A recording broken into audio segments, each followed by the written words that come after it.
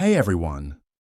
Welcome back to the place where we turn complex cybersecurity topics into simple, snackable knowledge. Today we're decoding the language of IP networks, binary and hexadecimal.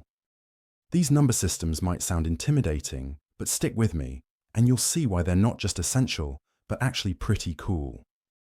Let's start with binary. Computers don't understand English or any human language. They communicate using just two digits, 0 and 1.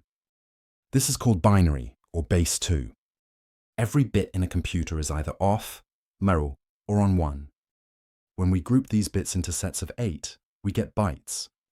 And those bytes are how we represent numbers, letters, and yes, IP addresses too. Take an IPv4 address like 192.168.1.1. Behind the scenes, each of those numbers, called octets, is represented in binary. So 192 becomes 11,000, 168 becomes 10,000, and so on. This binary form is what your computer really sees.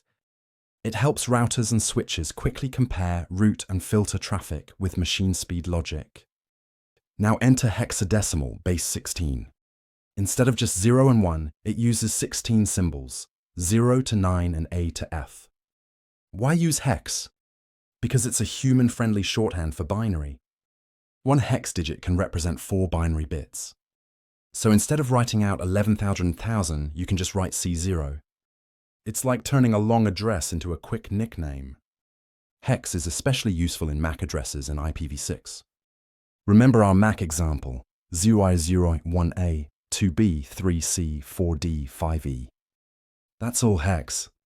It makes reading and writing hardware-level addresses a lot easier. In IPv6, which uses 128-bit addresses, hexadecimal is a lifesaver.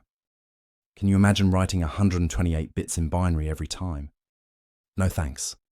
So where do we use these formats in practice? Binary is used in subnetting, where you divide networks by turning IP addresses into binary and applying subnet masks. Hex shows up in tools like Wireshark, firewall rules, and when reading memory dumps or debugging low-level network problems. Here's a simple analogy.